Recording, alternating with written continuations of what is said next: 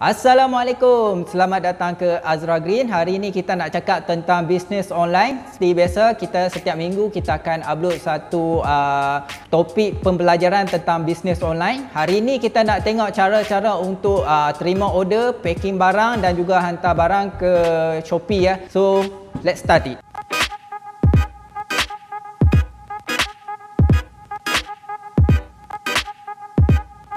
Okey, hari ini kita akan teruskan lagi pembelajaran kita tentang Shopee. Hari ini kita nak tengok macam mana kita nak receive order, macam mana kita nak manage order dan jika kita dapat order, apa yang kita perlu buat, macam mana packing, macam mana nak hantar ke courier. So, hari ini aku akan terangkan semua benda tu. Okey, so kita start masuk ke Seller Center untuk Shopee. Seller Center Shopee. Okey, so kita masuk dalam. Okey, kalau korang tak tahu dekat mana dia duduk di bahagian atas sekali, bahagian kiri ya, My Order. So, korang klik button My Order. Okey, kalau tengok dekat sini, aku ada beberapa yang dah arrange dia punya shipment dan ada juga yang jenis dropship dan juga ada yang belum di arrange dia punya shipment. Okey, sebelum kita pergi lanjut tentang order ni, kita nak tengok dulu tab yang di bahagian atas ni. Okey, kalau tengok dekat sini iaitu all bermaksud semualah yang dalam kategori ni. Okey, kita nak tengok unpaid. Apa itu unpaid? Unpaid ni bermaksud barang tu customer dah add to cart, dah place order tetapi dia tak bayar ataupun masa pembayaran tu dia fail lah. So, dia akan masuk di bahagian unpaid. So, selalunya kalau bahagian unpaid ni korang tak perlu lagi packing barang tu. Biarkan dulu, biar dia sampai ke to ship baru korang packing barang. Okey. So, ini adalah to ship. Apa barang yang dah di order oleh customer tetapi korang belum packing. So, kalau tengok dekat sini dia ada pelbagai status lah. Nanti kita akan pergi lebih lanjut. So, kita pergi ke sebelah dia pula. Okey, ini adalah shipping.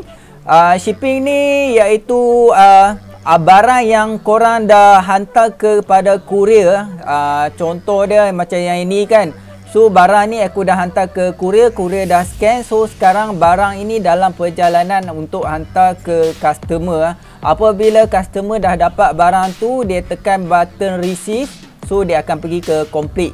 So, apabila datang ke complete, barulah duit tu akan masuk ke kita punya Shopee. Okay. So, kalau lah contoh customer tu dalam masa to ship ataupun shipping, dia cancel barang tu. So, selalunya dia ada dua option kalau buyer cancel kita punya order. Jika kita belum arrange lagi dia punya shipment, buyer boleh cancel barang tu sesuka hati ya. Dia boleh tanpa kita punya persetujuan, dia boleh cancel. Tetapi kalau korang dah arrange shipment, apabila customer tekan button cancel order, so korang berhak untuk reject dia punya order dia punya cancel tu, ataupun korang boleh accept kalau korang nak lah. Okey, so itu ialah bahagian cancellation ya. So, kalau tengok sini pun ada banyak juga cancel. Okey, next ialah return dan refund. So, selalunya return and refund ni terjadi kalau barang korang hantar salah ataupun barang tu ialah damage ataupun barang tu tak sampai dekat customer. So, dia akan masuk ke sini apabila customer trigger tekan button refund lah. So, apabila sampai ke refund ni, selalunya Shopee akan alert kita kata ada refund. So, korang kena tentukan barang tu korang nak ambil balik ke ataupun nak bagi terus ke customer tu. Contohlah kalau barang tu tersalahan. So, korang ada dua option. Satu, refund terus duit masuk ke dia, ataupun korang kena tunggu, korang kata nak tunggu barang tu sampai kat korang balik baru korang nak refund. So, itu dua option lah untuk return dan refund. So, kita balik ke to ship tadi. So, ini adalah ada 3 order yang aku belum hantar. So, kalau tengok dekat sini ada yang arrange shipment dan juga yang dah belum di arrange shipment. Okey, kita tengok bahagian kiri dulu. Okey, ini adalah nama produk nama produk yang customer korang beli. So, ini ialah X1 bermaksud quantity. berapa kuantiti yang customer korang beli. Kalau tengok sini macam ini, dia beli 2 barang daripada aku, iaitu makanan kura-kura yang itu kita masukkan, dan makanan ikan. Okey, kalau kita tengok di sebelah dia pula, iaitu harga total yang dibayar oleh kita punya customer, dan di sebelah dia pula iaitu berapa lama yang kita perlu ambil masa untuk hantar barang ni. Okey, contoh dekat sini Shopee bagi tahu aku ada masa 2 hari sahaja sebelum jadi late shipment. So korang kena hati-hati ya. Benda ni selalunya Shopee akan benarkan 2 hari saja untuk arrange shipment, dan juga 2 hari lagi untuk hantar barang. So jangan lewat. Kalau lewat nanti korang akan kena penalty ya. Okey, next sebelah dia pula iaitu channel. Ini adalah shipping courier apa yang dia pakai. Okey, seperti aku cakap di video yang lepas, so untuk beginner, untuk permulaan, aku sarankan untuk guna satu saja courier, jangan guna banyak. Kalau ada guna banyak, mungkin nanti akan pening. Okey, untuk yang dropship pula, korang pakai ada West ataupun ada East. So boleh tengok dekat sini perbezaan di antara seller dan juga dropship. Kalau seller, kita ada button untuk arrange shipment. Jika dropship, kita setting kepada ada West, dia ada ship. Apa perbezaan antara dua ni? Iaitu satu, Shopee akan bagi tracking number, dan satu lagi kita kena masukkan tracking number. Okey, kita tengok dulu bahagian atas ni yang seller punya. So kita arrange. So dekat sini selalunya dia ada 2 ataupun 1. Jika orang yang baru, dia akan ada 1, iaitu drop off saja, bermaksud korang kena hantar barang ni ke courier. Jika ada satu lagi jenis yang Shopee bagi korang untuk pick up barang, so bermaksud courier akan datang rumah untuk ambil barang tu dan hantar. So selalunya kalau pick up ni selalu Shopee yang tentukan sesiapa yang dia nak bagi. Ataupun kalau dia bagi, korang boleh reject lah. Macam aku reject last time. Apabila kita tekan arrange shipment, so kita tekan button confirm, korang akan dapat satu tracking number. Okey, macam ini Ini adalah tracking number bagi Ninja Van. So kita tahu barang ni kita dah arrange. So masa ni kita kena packing barang lah. Okey, so kita nak tengok pula kalau dropship macam mana nak buat. Untuk dropship, korang kena minta dekat korang punya supplier tracking number. Apabila orang dah order, korang order dekat supplier dan masukkan dia punya tracking number. Contoh dia dekat sini, supplier korang pakai Skynet. So select dekat sini Skynet. Cari Skynet Malaysia dan masukkan nombor tracking dekat sini. Okey, contoh lagi dia pakai pickup. So masukkan pickup dan tracking number. Okey, lepas tu tekan button ship. So nanti automatic Shopee akan detect tracking number ni dah siap ke belum. Okey, dah sampai ke belum barang, so dia akan complete. Jika korang tak buat macam ni, Shopee tak tahu yang barang tu dah sampai ataupun belum sampai. So susah untuk kita nak track. Okey, next kita tengok yang mana yang dah shipment. Macam ini dah ship. So kalau kita view shipment detail, dia akan bagi tracking number dan kita kena hantar sebelum 8 hari bulan 7. So bermaksud 1 hari saja yang dia bagi masa untuk kita packing barang. So kita nak tengok dalam apa yang ada dekat dalam detail tentang order ni. Kita klik. Okey, kalau tengok dekat sini dia ada button cancel order. Okey, kalau korang yang tak ada stok ataupun tak boleh hantar barang, okey, korang boleh tekan button cancel order. Tetapi kalau korang tekan button cancel order ni terlalu kerap, so korang akan kena penalty. Rating korang akan jatuh. So hati-hati jangan selalu tekan cancel order. So next, kita turun ke bawah sikit, kita tengok order ID. Yang ini adalah order ID. Okey, ini adalah nama customer kita dan juga nombor telefon. So kita turun ke bawah lagi, dekat sini dia ada tracking number dan dia punya tracking untuk parcel tersebut. Bawah lagi sikit, kita akan nampak total produk yang customer kita beli, harga dan kuantiti. So dekat bawah lagi ni adalah merchandise total. So bermaksud berapa yang customer korang bayar untuk produk ini, dan dia punya shipping cost dekat sini dan fee. Okey, kalau tengok dekat sini, apa yang customer korang bayar iaitu RM13.03. Okey, ini ialah customer bayar. Tetapi yang kita dapat bukan kita dapat RM13 tetapi kita dapat cuma RM12.18. Kenapa? Sebab Shopee ambil percentage dia, ambil dia punya commission . So, commission untuk Shopee selalunya berubah. Kalau tengok dekat sini, saya tak ingat berapa percentage commission untuk sekarang. Tetapi kita boleh tengok dekat sini dia ambil 85 sen . So, dekat atas sikit, bahagian kanan ni dia ada note. Okey, korang boleh masukkan note ataupun selalunya customer akan masukkan note . Contoh dia adalah macam-macam.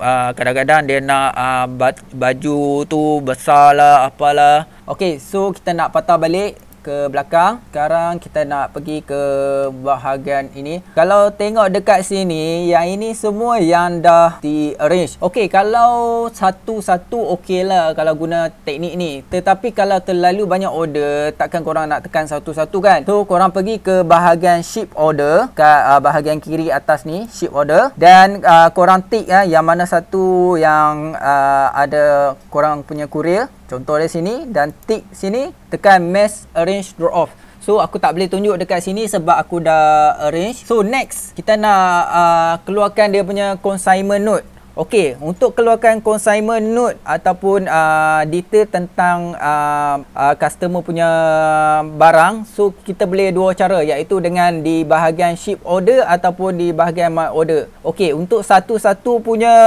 produk bolehlah guna dekat sini. Just tekan button print waybill. So kalau kita tekan button print waybill, dia akan pop up satu window baru dan dia akan bagi kita satu sehelai kertas, iaitu ini ialah dipanggil sebagai consignment note iaitu detail tentang shipment customer korang. So korang kena print yang ini dan lekatkan di parcel . So yang ini yang akan tentukan dia ke mana . Okay, hati-hati kadang-kadang scan ni kena bagi nampak scan dia punya nombor shipment, dia punya detail, make sure nampak jangan print blur ataupun print yang tak elok . So kita nak kalau banyak pula, pergi ke ship order. Next, kita pergi ke download ship document. Okey, dekat sini dia ada beberapa feature yang menarik jugalah, iaitu kita boleh tick lebih banyak order tu dan kita arrange. Dan satu lagi, dia boleh kita boleh tahu apa yang sepatutnya kita packing dalam tu.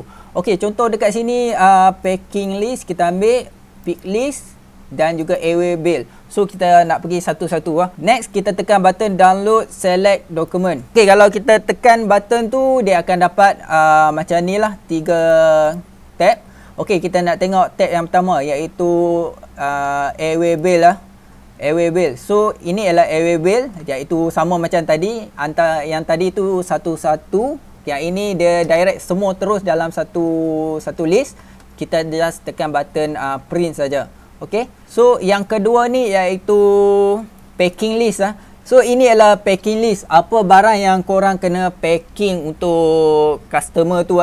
Okey, kalau tengok dekat sini untuk order 41GG ni, iaitu Turtle Food dan juga JBL Novotab . So kuantiti dia 1. So means 2 barang lah korang kena hantar untuk customer tu. Dan lagi satu yang ini pula order untuk 10Y18 iaitu Dragonstone, dia cuma ada 1 kuantiti. So ini adalah 2 benda yang berbeza dengan tertukar. So next, kita nak pergi ke sebelah lagi, pick list. Okey, pick list ni dia merupakan total semua produk ataupun total semua order yang korang tick tadi tu. Dia akan masukkan dalam satu list. Selalunya ini berguna untuk yang terlalu banyak order dan juga terlalu banyak korang ada banyak staff. So seorang staff tu dia akan arrangekan semua produk letak dalam satu tempat, dan seorang lagi untuk packing. So ini berguna. So kalau tengok sini semua barang satu-satu. So aku tak boleh nak tunjuk lah. Kalau ada contoh dia dekat sini, customer ni pun ambil Dragonstone. So dekat sini dia akan jadi 2. Macam tu lah. So next, kita nak tunjuk macam mana nak packing barang. Lepas tu kita nak tunjuk macam mana nak hantar barang. Okey, untuk hari ni aku ada 2 orang anak buah aku yang tolong packing barang daripada jadi model hari ni, packing barang. So kita nak tengok cara untuk packing barang Shopee Kalau tengok dekat sini, apa yang kami buat dekat sini iaitu barang tu kita packing, lepas tu kita akan letak dalam bubble wrap Okey. So apabila dah di packing dengan bubble wrap dengan cantik, lepas tu baru kita akan letak dalam plastik hitam. Dan kita akan pelekat dengan consignment note nanti. So kita boleh tengok dekat sini. Okey, ada orang tanya kalau tak bubur bubble wrap boleh tak? Jawapannya boleh, tak ada masalah kalau tak mau bubur bubble wrap. Tapi mungkin customer akan complain barang nanti sampai tak elok, pecah. Sebab apa? Apabila di kawasan Korea nanti mereka akan baling-baling je barang kita. So akan jadi masalah lah, ada yang pecah. Walaupun kita dah bubur bubble wrap pun kadang-kadang dia tetap pecah juga. So that's why kena packing dengan baik So ini adalah plastik hitam untuk Korea. So kita masukkan barang ni ke dalam plastik hitam. Okey. Itu kita zipkan dia. So okey, ini adalah list tadi tu yang kita print. List yang sepatutnya kena print, dan yang ini adalah consignment note yang kita dah print tadi. So kalau korang guna A4, korang terpaksa lipat Kalau korang guna A5, dia akan print cun-cun masuk Disebabkan hari ni kita tak ada A5, selalu kita akan guna A5 punya paper, tetapi kita tak ada, so kita guna A4 punya paper. So kita terpaksa lipat lah. So apabila lipat, kita masukkan ke dalam consignment punya stiker, dan kita lekatkan di produk tersebut ataupun order tersebut. Sekejap, kita show. Okey. Macam tu. So kita zipkan dia. Okey. Okey. Kalau tengok sini dah siap. Kita boleh hantar barang ni ke courier. Okey. Okey, ada juga ini untuk Ninja Van dan juga yang lain. Tetapi kalau untuk pos laju, korang tak boleh buat macam ni Korang tak boleh seal terus Selalunya pos laju tak benarkan korang seal terus. Dia nak buka, dia nak ambil, dia nak check dulu, baru dia akan seal sendiri. Sebab apa? Kalau pos laju nanti korang kena isi satu form iaitu form PL9. Sekejap saya tunjuk PL9. Okey, untuk pos laju korang kena isi form ni iaitu PL9 yang dipanggil Kalau tak ada yang ini, boleh pergi minta dekat pos laju PL9. So apa yang korang kena isi? Korang kena isi nombor akaun dekat sini. Macam mana nak dapat nombor akaun? Korang pergi ke Shopee punya ni, dia ada satu nombor akaun nanti.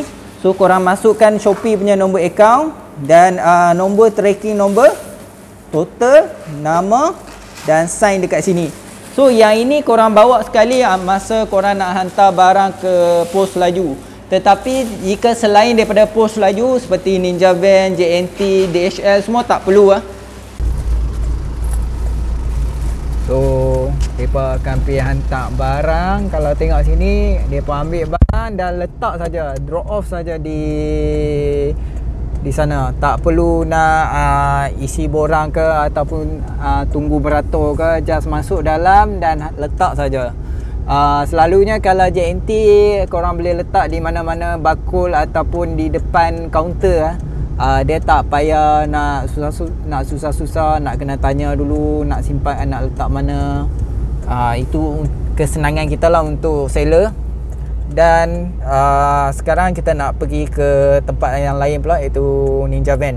Okey, kalau tengok Ninja Van ni dia lebih kurang macam JNT juga, letak saja. Tapi untuk Ninja Van dia kurang sistematik sikit Sebab apa? Ninja Van ni kita kena tanya person in charge dia siapa. Kalau macam JNT dia tak payah tanya, kita terus letak je, nanti dia akan ambil dan scan. So setakat ini saja untuk perkongsian kita kali ini. Jika anda suka video ini, anda boleh share, like, subscribe. Jumpa di video akan datang. Bye bye.